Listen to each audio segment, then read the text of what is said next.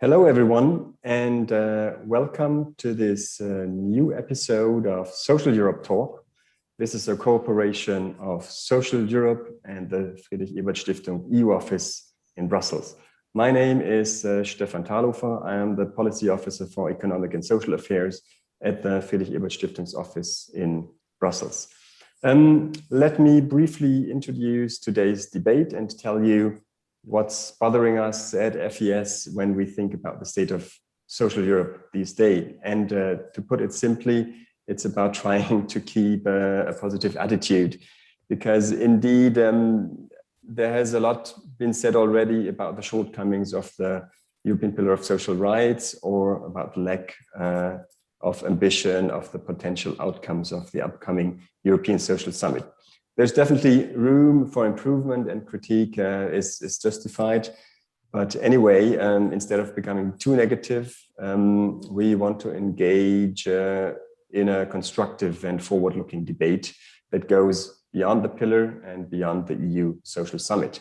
We rather want to discuss how change can be made possible around the right ideas on social Europe, and therefore we need to identify the challenges and the tasks ahead for a more social and a more equal Europe. So let's do this now with our excellent panel. Welcome to our speakers, and thank you for being with us. You will now be introduced by our moderator, Robin Wilson, Editor-in-Chief of Social Europe. Thank you to all of you for watching. Enjoy the debate, and over to you, Robin. Thank you, Stefan, and good afternoon, everyone. And I'll add my welcome to that by Stefan to the latest in this Social Europe Talk series supported by the Friedrich Ebert Stiftung. The Social Summit, as you're aware, is coming up on Friday of this week. And so our goal today is to explore with the key players how to realize a Europe inclusive of all. The European Pillar of Social Rights, as Stefan mentioned, was launched in 2017. This year it was translated into an action plan. And here we are. And there are big challenges. In particular, can the decades of dominance of what in the literature is called negative market integration really be displaced by a positive social policy focus when this has conventionally been conceived as the prerogative of the member states? And in advance of the summit, 13 member states have supported two what have been described as non-papers, inter alia defending the national arena. So let me turn first of all to Jose Antonio Vieira da Silva, who is the organizer of the summit and the former Portuguese Minister of Employment. Also on the panel are Agnes Jongerius,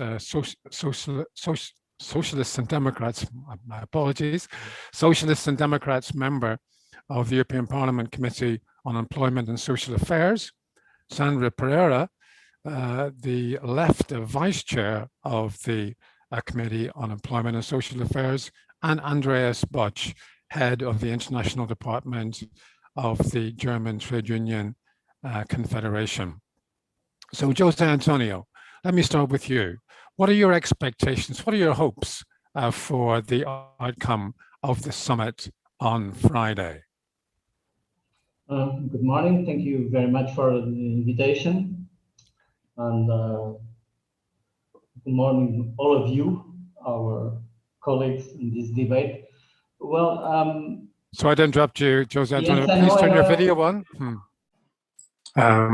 Maybe meantime then, I could turn to some of our other contributors while Jose Antonio was sorting out his technology. Agnes, I'll come to you first. One of the answers that the Socialists and Democrats have offered, and Sandra, I know this is also something that the left subscribes to, one of the answers that the S&Ds and the left have offered to this imbalance in the process of European integration between the economic side, the market side, and the social policy side, is to advocate a social progress protocol. Now, can you explain, Agnes, to a layperson what is meant by a social progress protocol? I think it can be simply explained by stating that from the design of the European Union, it was clear that the economy is there for the people and people not for the economy. So let's say originally we started the European project first, of course, as a post-war project, but later on as the project in which, by bringing economies together, let the economies flourish, but also not for the sake of the economy, but to give people in Europe a better living. So it has been in the original design quite clear that the economy was to serve the people. And there, I think, in your question, you are asking about the negative consequences of the market integration. That indeed is something which is there and also shows its real face. That's the trickle-down economy, if I can call it like this. Let the pie grow and then everyone is getting a bigger piece of the pie. It's not functioning like this in the European level. And that's also, or perhaps mainly, because in Europe, we decided to work together on the economy side and on the financial side, but said that the social situation was something for the individual member states to deliver upon. And there you have seen also in the recent past, so let's say in the post-banking crisis 2008, 2009, the economy wasn't growing, and the recipe from the European level was lower your welfare state, lower the level of collective bargaining, lower your minimum wage to keep up pace with the economic development. And there, while in the original drafting of the economic process, where the economy was serving the people, it didn't work out that well. And I think now we are here at this moment. It's clear that we should give the social indicators the same value, I think you should say, as the economic and the financial indicators, so that policy recommendations from the European level would not lead automatically to indeed austerity politics and pushing people into low-paid non-quality jobs. But a change for the better, and the expression we use for this is this social progress protocol. Make clear that if you are in a way trying to assess different policy proposals, not only look at is this policy leading to economic opportunities? Is it leading to sound financial policies? But also, does it serve the people of Europe? So does these proposals lead to progress for citizens in Europe? And if not, these are not the right proposals. Okay, so I think that is the best way to explain. Let me bring in Sandra on that. Sandra, my understanding then is that such a protocol would be incorporated into the treaties along with the European Pillar of Social Rights itself. Now, what difference do you think that would make? So my delegation has some worries about that. So I have only can talk about on behalf of my delegation. We Sure. have some worries about that because we really think that the policies should change direction, because what we have seen in the last years is the deepening, the level down of workers' rights, social rights, labor rights. And like Agnes was saying, the labor rights and even the wages, everything was going back. So what we need is really I don't know if we should call this a protocol, but a pact for social progress and employment. And we also should have concrete targets like full employment, not the targets that are mentioned in the action plan. For us, they are not ambitious because they are too not ambitions, since we don't have a target like full employment, and even the employment that are exposed to be created, we don't know how this employment is going to be. It will be again precarious conditions for the workers, lots of hours of working, the regulating labor time. We have some deep worries about that the European Union policies are following the same way, and this is all going back to this is it will be reflected in the lives of peoples and the workers. So what we really need is full employment with rights, and also with some boosting in the public investment. This is also important, not only for all the population, but also to fight against poverty and social exclusion, which, by the way, the target in this action plan is also not ambitious, because if we have an ambition that we take off the poverty 15 millions of people, but we are still getting in poverty more than 75 million of people in Europe. So what we really need is a change in social policies that protect the workers and investment in public services. Okay, let me stop you there, Sandra. I'm going to bring Jose Antonio in a moment, because I think we now have him. But before I do so, I just wanted to bring in Andreas Botsch from the German Trade Union Confederation, because I wanted to ask you, Andreas, what you would say the trade union view would be of this idea of a social pact, which has been discussed, or a social protocol, whatever name we give to it. How does that look from a trade union point of view?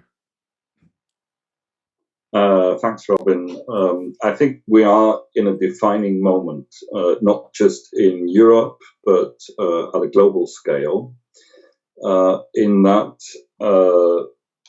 while we may not see the end of a change in course in the general economic framework, we are already witnessing a change in discourse, and one is the condition for the other.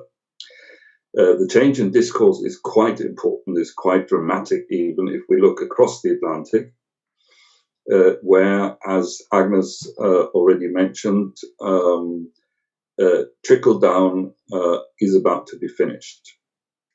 And we all hope that the Biden administration can keep the speed in which it has started. So before turning to the core of your question, Robin, I believe the defining moment in Europe is already now, maybe in the back scene. That is, how are we going to proceed when the peak of the pandemic is over? Are we going to return to a decade of austerity, which would be even harsher than the one we have seen after the great financial crisis? How are we going to deal with this extraordinary situation where not just the fiscal rules do no longer apply, but also the competition law and competition practice does not longer apply? This will be the defining moment. Now, turning to your question, Robin,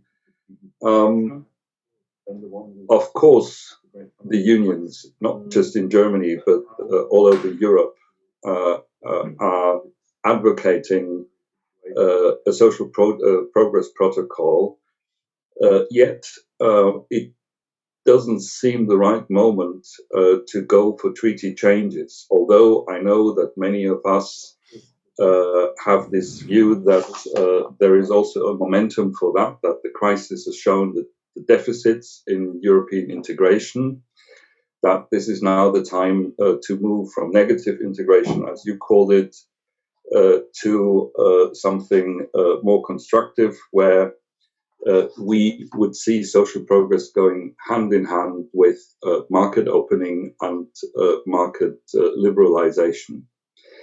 The thing is that we have certain elements where there seems to be a consensus from left to right in Europe.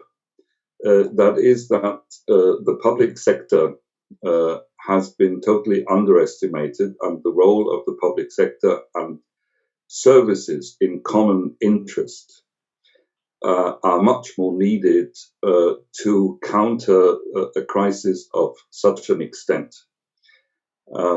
So there are certain handles, as I would call them, to push forward the debate on where we should be going, and certainly the Porto summit is one of those occasions, and we are all very grateful to the Portuguese presidency to have organize such an event. We know the Portuguese colleagues and comrades have always been very reliable partners, and it's not decided yet where we're going, but there are indicators, and I repeat myself, handles where the unions can get a grip on changing the discourse and hopefully changing the course of the policy framework in Europe. And this can be done, without going for the big one, namely to change the treaties. I'll stop here for the moment. Hoping now, Jose Antonio's been very patient. I'm hoping now that we can bring you in, Jose Antonio. And now I'm going to ask you a more specific question than I would have asked you at the beginning, because Sandra has raised it about re-evaluating the public domain. And one way of looking at where Europe needs to go is the idea of Anton Hemmerich of a social investment state, where we would drive social policy forward by public investment.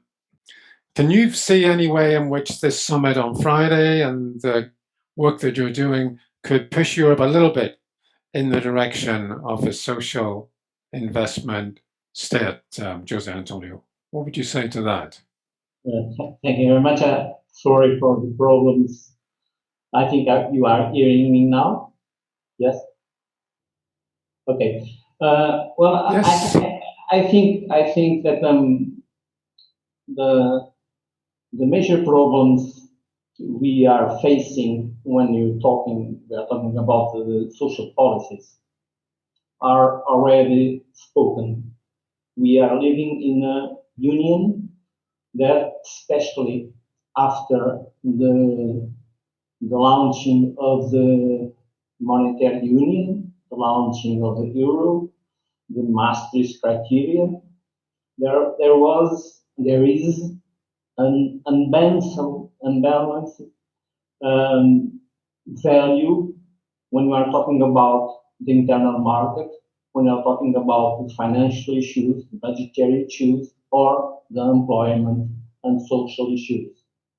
If we have strict rules for our budgetary policies, rules for the mobility of goods and services, rules for banking, it's very difficult to achieve consensus in the present European Union about social policies.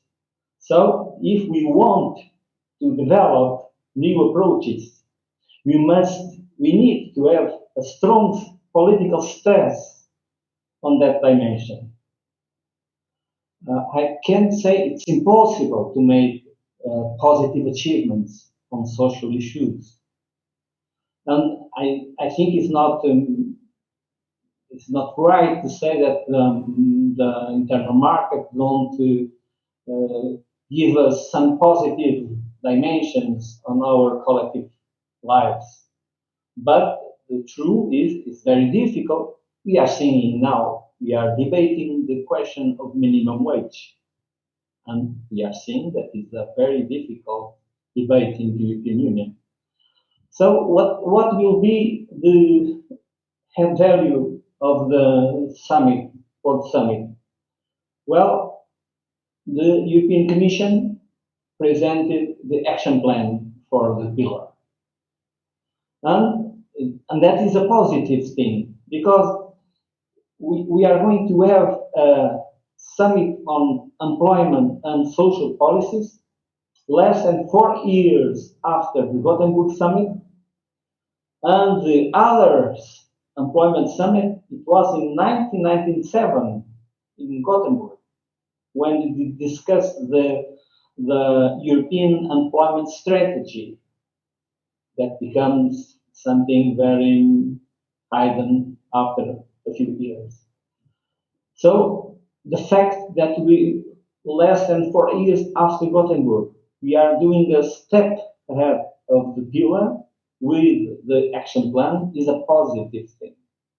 And we hope that it will be possible to have a commitment from the social partners and the civil society with the European institutions about the priorities of social policies, not only the goals, the employment, the lifelong learning, the fighting against poverty, but also about ideas like sustainable economic development, cohesion, and upward economic and social convergence. Well, having this kind of words, I can give you a lot of different examples. Having a common position from the social partners and the European institutions about this kind of goals, this kind of objectives, is a change. It's not a radical one, I agree. I think, as someone said, it's not possible right now with the present political puzzle of the European Union, perhaps the most complicated for years and years. It's not possible to change, for instance, the treaties when you are facing a severe crisis. But I think it's possible with a strong stress. It's possible that we are going to recover from the COVID crisis. We are going to face the green challenge and the digital one with a different policy compared with the crisis of the depths of the crisis of the Great Recession. I think it's possible, especially because the people in the European Union are asking to that. They are concerned about employment. They are concerned about the quality of employment. And when this happens, everyone must take their own responsibilities. Well, I think in the last few years, there were some positive changes when we are thinking about the coordination of the European policies. For instance, the recommendations of the European semester begins to include some social issues like the level of poverty and so on. But the main changes we lived in the last few years was the fact that for the first time, the European Union as a whole assessed funding for the new generation of European policies. That is something that was impossible 5 or 10 years ago. Many people fight for that when we cross the crisis of the depths of the crisis of the recession. It was impossible because there was a strong opposition from different member states. Now it is possible because the crisis shows that it's the only way. I think the same approach it's possible to develop when we are talking about social policies, but it's not an easy task. It's a fight of every day. You mentioned, Jose Antonio, there civil society organizations, and you mentioned public opinion, and the evidence of the recent Eurobarometer would suggest there was a strong citizen support for a more social Europe. I wanted to invite all the members of the panel to come in on that point. If there is resistance from a number of member states, quite explicit resistance from a number of member states to any further measures of integration in the social policy arena, what can be done to capitalize on shifting opinion in Europe, and what can be done to involve the civil society organizations, including the trade unions, but also the NGOs, in trying to achieve a more social Europe? We all saw that. I'm hoping to get someone else to come in on this, Jose Antonio, but go ahead. Okay. Go ahead. No, go ahead. No, it's okay. Nobody else is jumping in, but no, go ahead. No, I know it's true. There are some strong opposition from different member states, and using different reasons why. There are strong oppositions to when they are talking about the positive steps on the convergence. The example of minimum wage is clear about that. But we can talk about social protection. Why don't we have a common position about social protection of the so-called new forms of employment? There are huge differences between member states when we are talking about how to protect people working in a digital platform against unemployment, against sickness, or against old age. And that it was not possible in the last few years. I hope that the changes we are living help us to create a new mood, a new situation that help us to combine efforts, and that's why we try to have with the same direction, not only the social partners but also the social platform that is representative of a large number of NGOs in Porto Summit, in order to reinforce that idea that now is the moment where it's necessary to put all our efforts in the same direction, and the direction is approaching the European Union to the citizens, to the women and men of our communities. Okay, Jose Antonio. It's difficult, of course, but I think it's possible. Okay, Jose Antonio, I want to come to Sandra in a moment because she was shaking her head on the social semester, and we'll get to that. But first of all, I wanted to ask Andreas.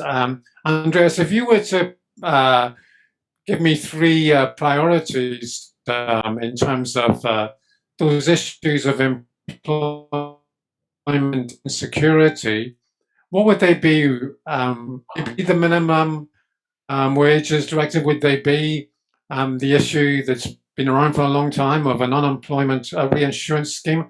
Would they be guarantees of access for workers to collective bargaining? Or what would be your key concerns to have a more secure situation than the very insecure labour market many workers are facing in Europe today? It is actually our federal board, which is the presidents of all our affiliated unions, plus the DGB executive board, that has approved a declaration today in view of the Porto summit, and we have identified the following priorities there. I mean, first of all, last year when the European Union introduced the short-time work regulation, we all applauded that, and now is the time to discuss how to proceed. We would like to have that permanent because it has shown its value already during the financial crisis. At that time, Austria and Germany and a few others were, the only countries to have such an instrument. Now it is cross-European.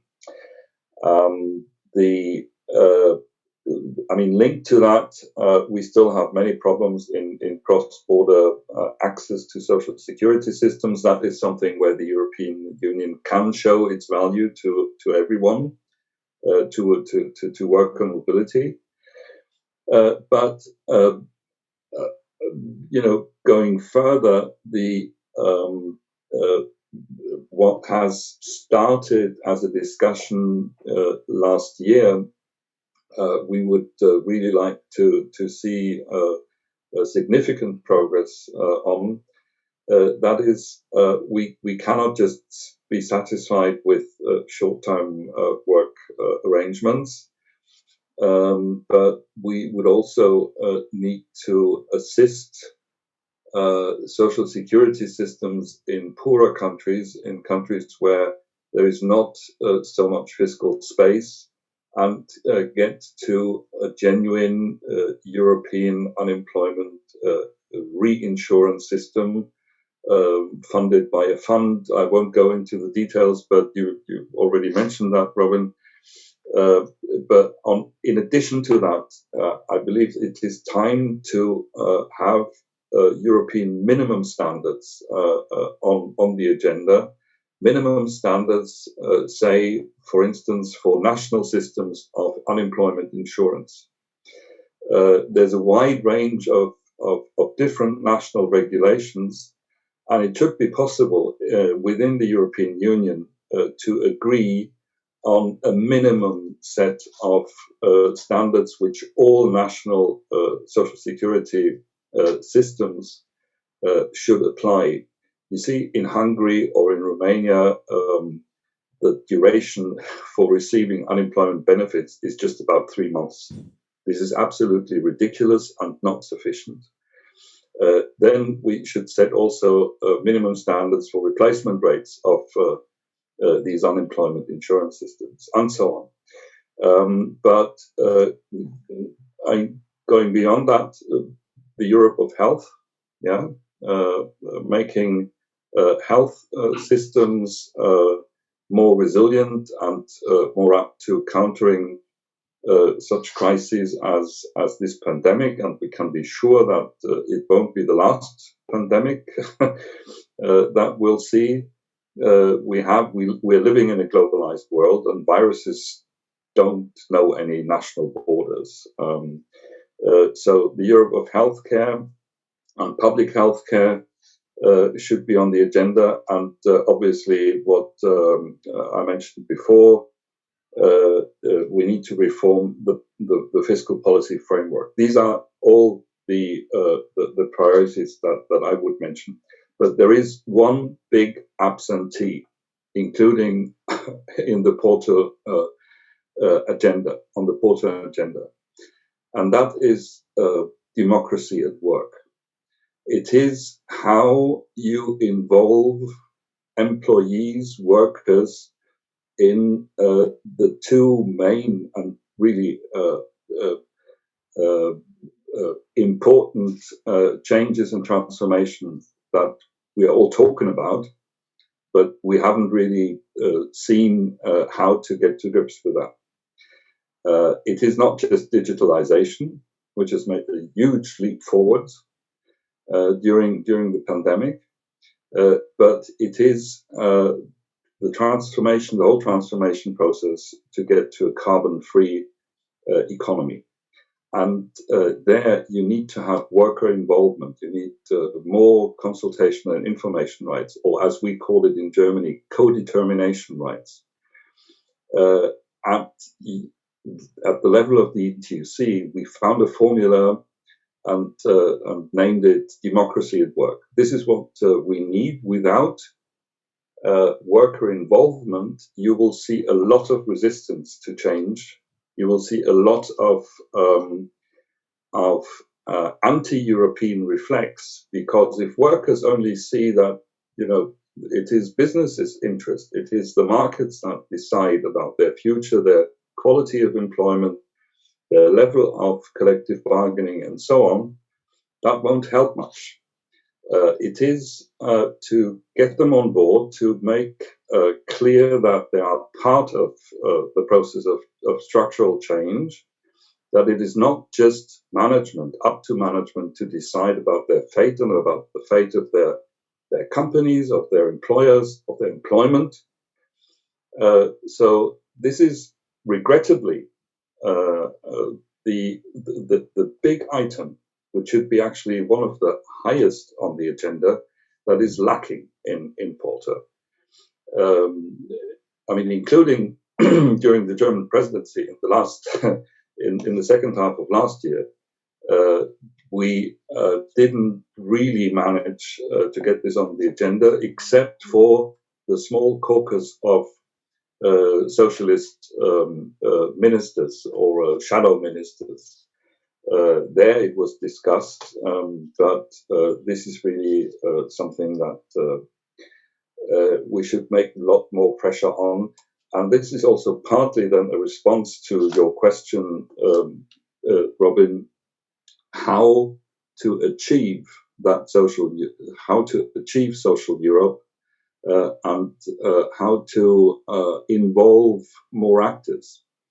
It is the people at their workplace that you would need to get involved through all the instruments that that we have discussed in previous years. There's a lively debate within the ETUC on that, and this is something that is not just public policy, but this is democracy and social progress at the workplace.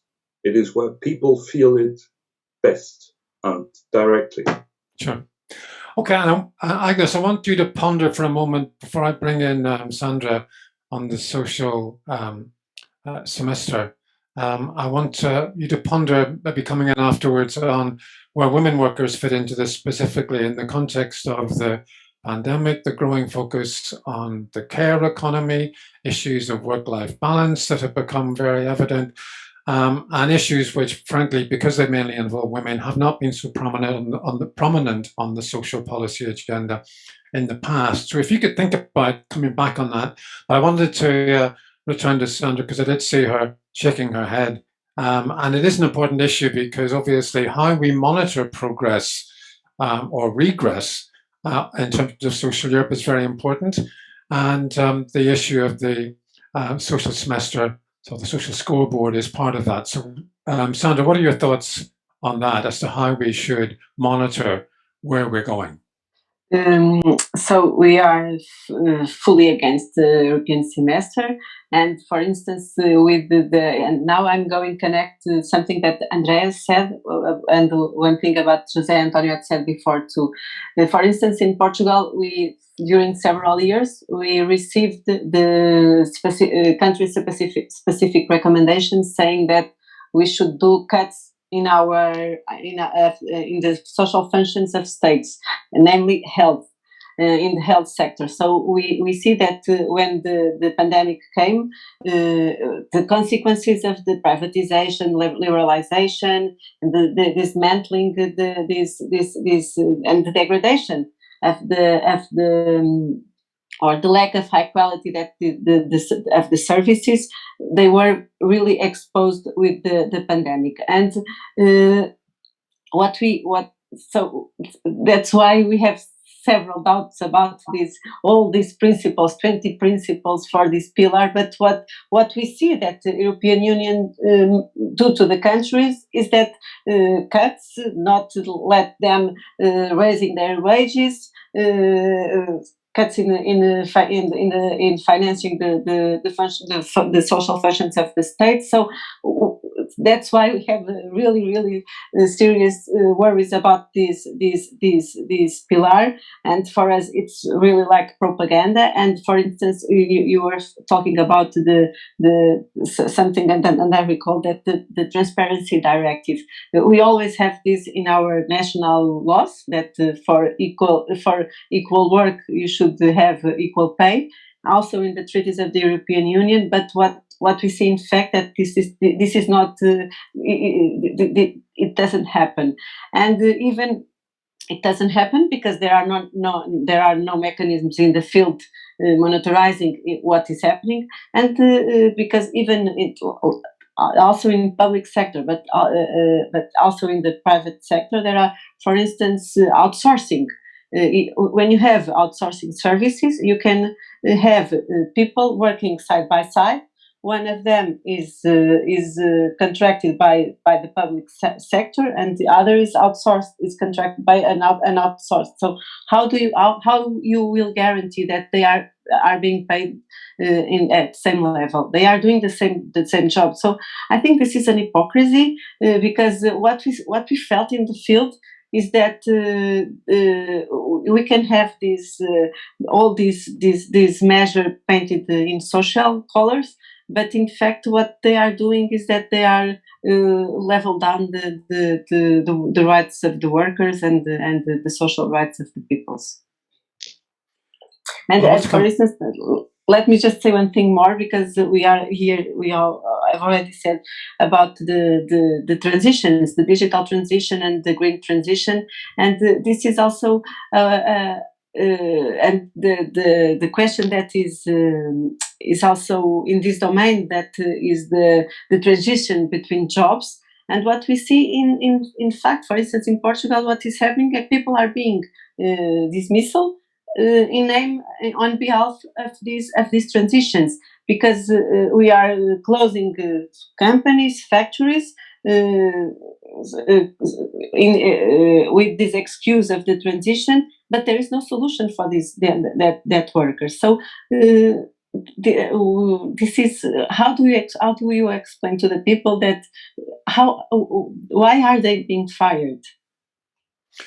Yes, I want to come back to the issue of the macroeconomic governance arrangements of the Union before we finish, because clearly this is a huge issue in terms of what can be achieved in terms of social policy. But I want to bring in Agnes, and Sandra just mentioned there the gender pay gap transparency issue and the directive that we're awaiting around that. But I wanted to bring you in, Agnes, on those other issues which are also vital to agenda, if you like, of the care economy, work-life balance, and the suggestion that in addition to the youth guarantee, for example, there should be a child guarantee. What are your thoughts on that area of social policy, Agnes? I'm, let's say, slightly more optimistic about the current situation than Sandra is.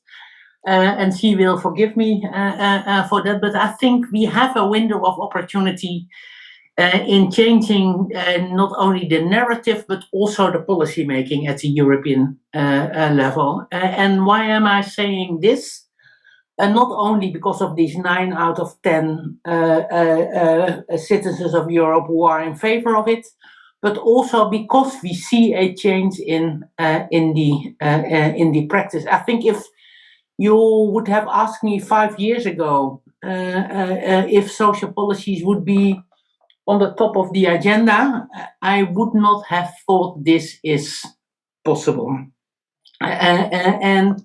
Yes, this little booklet out of the Porto summit changed things, and the fact that the Portuguese said that their first priority for their presidency was the social issues, and that they are going to organize this second social summit in Porto is also a sign of a changed wind. And that's quite clear also related to the whole pandemic, because I think everyone is aware that who are keeping our economies afloat at the present moment, these are indeed the women working in the healthcare, those who are cleaning the hospitals,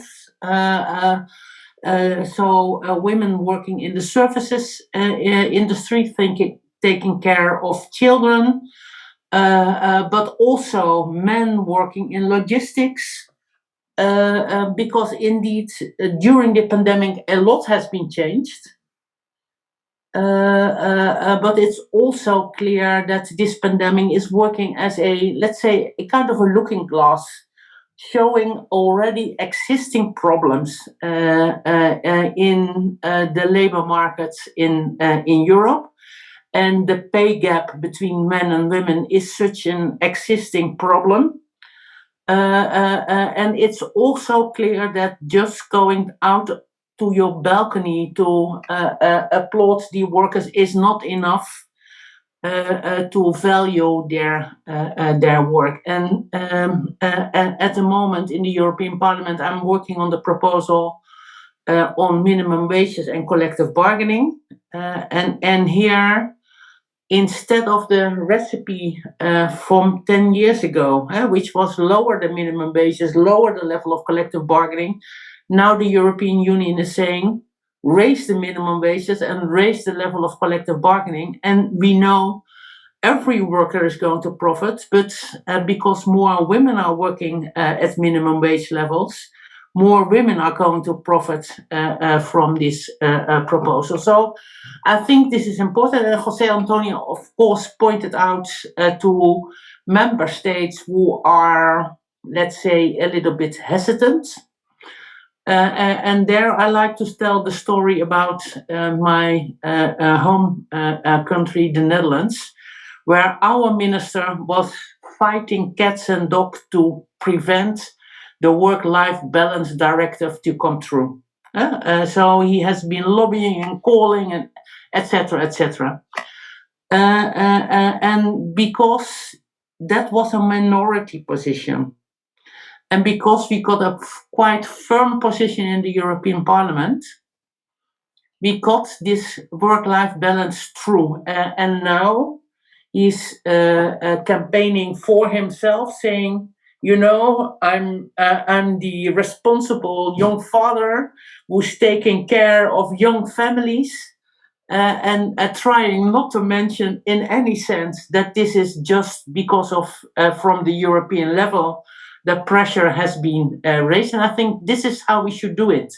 We should put our agenda on the table and use the public support for the policies and make use of this window of opportunities. And Andreas put his wish list on the agenda.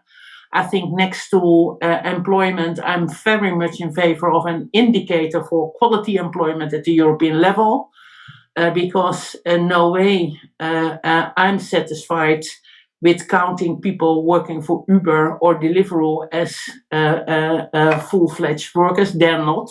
their workers without any protection.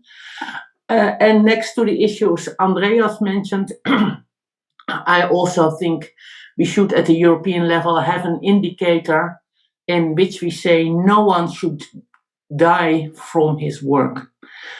Because protecting the safe and healthy working environments is also where Europe has some tradition, but also we should push forward, because you also see now in the new labor markets, new problems are arising.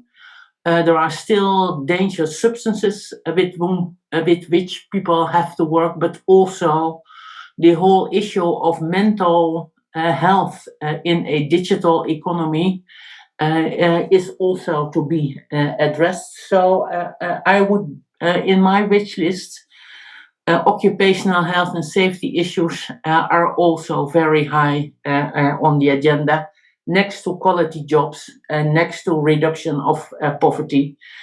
And that would be my shopping list for the Porto Summit. And all of which would then connect to... Can I briefly chip in and say that, of course, Agnes and I, we could go shopping together, because I would subscribe 100% to what you just said on your priorities. I just didn't want to be too long earlier. Yes, and I was just about to say, and I'm sorry for interrupting, that I thought that what you had said, Andreas, about workplace democracy was very important in that regard, because obviously the kind of issues that Agnes just mentioned all depend on there being avenues at work where workers can have a voice, can bargain collectively, and can be in a participatory relationship with their workplace, where issues such as occupational health and safety can be promptly and adequately addressed. Jose Antonio, I wanted to ask you, as a former employment minister, we've been talking now about these new forms of employment, though they're often, as Agnes says, they're often not called employment by the employer.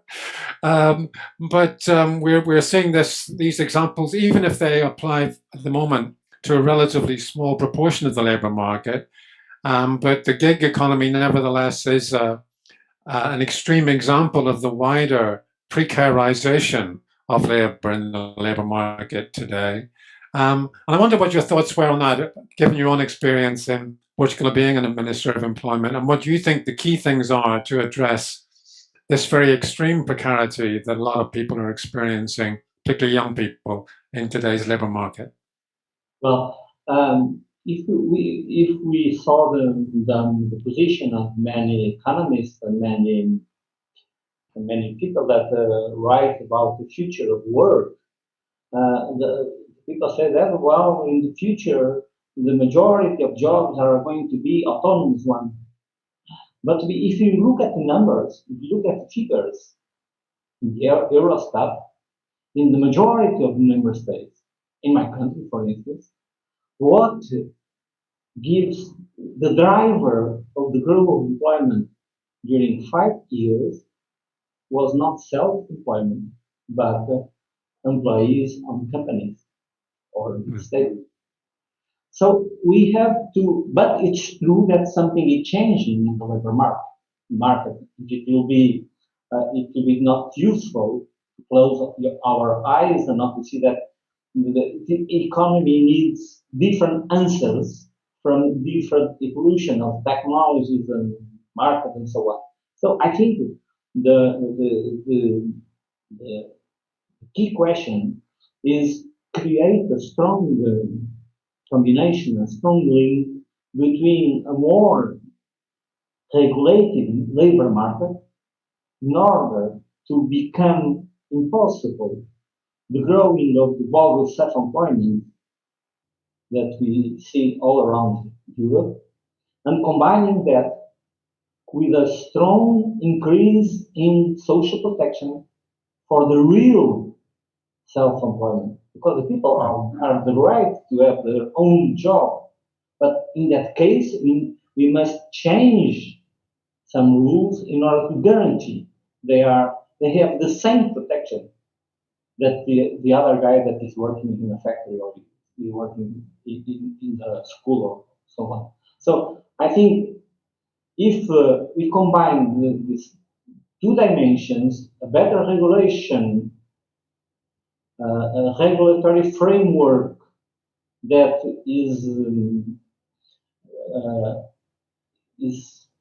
has the capacity of make a distinction about the real new self-employment and those bogus forms of autonomy, and we combine with a stronger social security.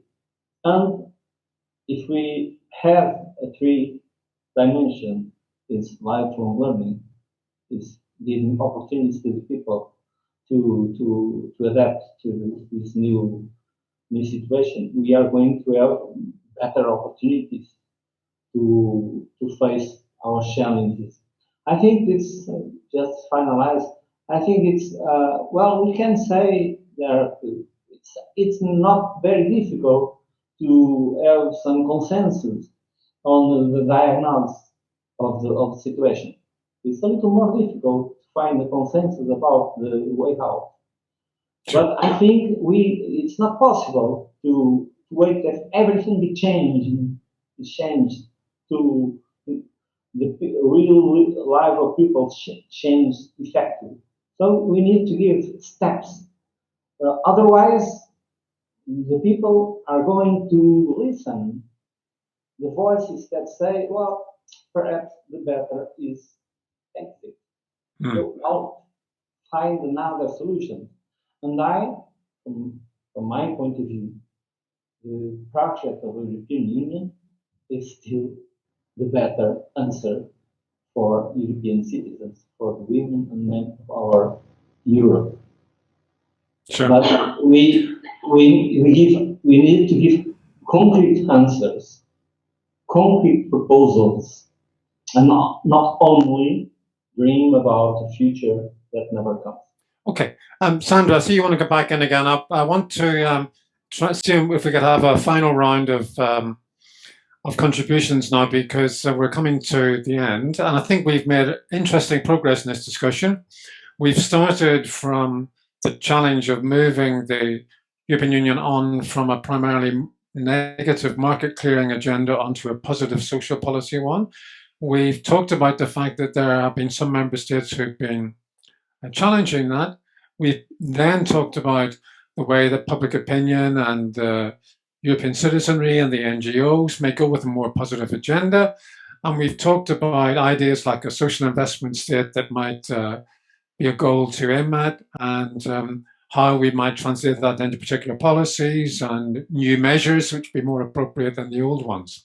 Then my final question is, how do we get to a point where there is the right macroeconomic context in Europe so that Sandra doesn't face the problems you mentioned, where in a country like Portugal, a government which wants to do positive things in the arena of social policy finds itself hamstrung, finds itself constrained by the fiscal rules which arose from the Maastricht Treaty. So I want to ask finally your thoughts on that. How do we get to a context where there really can be the public investment that is needed in the social arena when we've got these restrictive fiscal rules? And maybe, Sandra, because you had your hand up, you might want to start this final round.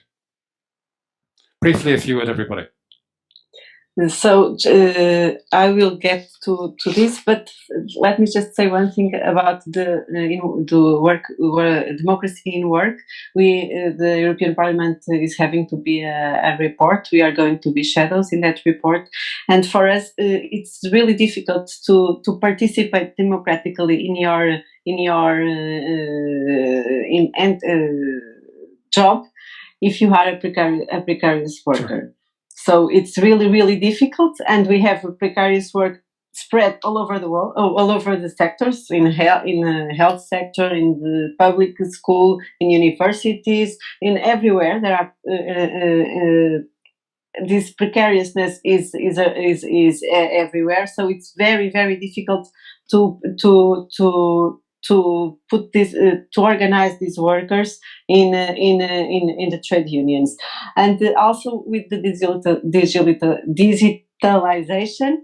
If you improve the teleworking, it will be also difficult because you are isolating workers, and it will be also difficult to organize them to the common fight. So I think this is something that we have to think about it, because the way that we are going through, the precariousness and also the digitalization, are not good for participation in the democracy of the institutions.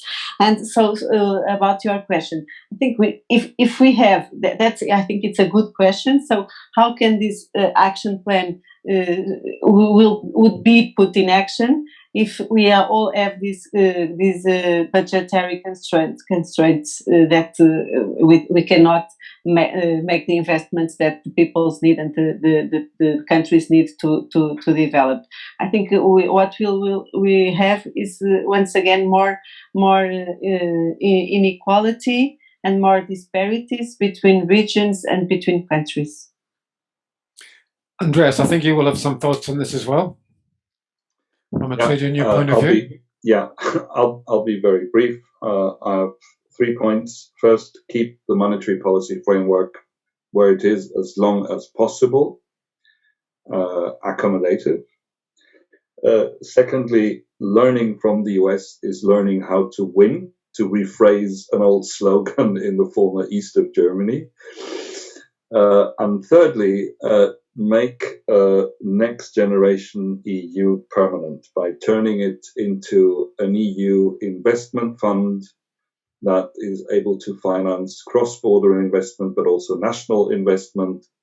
And we're looking forward to evaluate all these national recovery and resilience programs that are destined to improve public infrastructure, health infrastructure, social infrastructure, everything that we were desperately lacking over the last decade.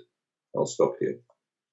Thanks, Andreas. And Agnes, and as Andreas is there, has hinted at the fact that after decades of sniffing at America from progressive Europe, now we're finding a situation where perhaps the US is taking the lead when it comes to rediscovering the merits of Keynesian economics. What's your thoughts on that? I think let's use this opportunity in our own advantage. And indeed, some people were talking about Sleepy Joe in the time of the election, but he's not sleeping at all. He is very active and putting policy proposals on the table, and there, next to the issues already touched upon by Andreas, I found it quite remarkable that last week he said, I'm not handing out any federal contracts anymore, which are paid below $15 an hour. So he's using the public procurement instrument. I know that also in the European level, the public procurement directive is under revision, because people are saying we should include the climate targets, the Paris targets. Why not use this opportunity to say also, if there is so much money spent from the European level, we are also having social conditionality. So we are indeed saying no euro spent without involvement of the trade unions, without checking whether this company we are handing out this contract to is paying decent wages and giving decent contracts to their workers. And I know that inspired by the fight for 15, which has started as a fight from workers with McDonald's, etc., got the support of Bernie Sanders and Antonia Cortes. we could also learn from that.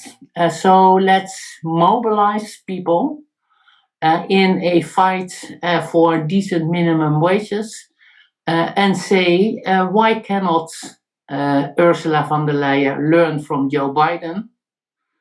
Use your European money to make progress on the social issues and not only on climate issues. So that would be my plea, and that's quite simple, I think. So last word to you, Jose Antonio. Looking way beyond Friday and the summit, what would be your vision of how we can get to a Europe where we go beyond austerity and are able to find the resources to support public investment in a way that's suddenly non-sleepy Joe Biden is proving able to do? Just briefly, Jose Antonio, the final words to you. Very briefly, all of us are very happy hearing the President Biden talking about minimum wage, talking about the public investment and so on. I don't want to say that Europe must learn from the United States, because the United States is applying many of what are the basis of our social model, of European social model. Because we have economic stabilizers that there are in the United States. They don't have parental leave. They don't have the same schedule, the same scheme for unemployment and so on. So let's look at our tradition and not to lose it. It's very important. So I think the one of the key questions for the next few years is how are we going to implement the next generation of European policies? The response of that question, I think, could help us, as Andreas said, to make a positive evolution for a really strong European fund in order to make an impulse on social services, on social infrastructure, in the people learning it, in lifelong learning and so on. But we need to win that battle, the battle of use our resilience and recovery plans as success. We must win that battle, and that has not only economic effects, mainly they have social effects. And is a very strong tool in our hands. Let's use it, and yes, we can do it well. Okay, well, I think we've covered a lot of ground. We talked a lot about what Andreas called the handles or the levers of social policy, which are available at national and European level. And if all those levers were to be deployed in the right direction in a coherent way, we could obviously make some progress. We will see what happens on Friday. This is only one episode in a debate which will go on for a long time. But I want to thank you all for your contributions today. I hope those of you listening have found it edifying, and that we can all look forward to, as the years and decades continue, a more social Europe than the one we've had before. Thank you very much.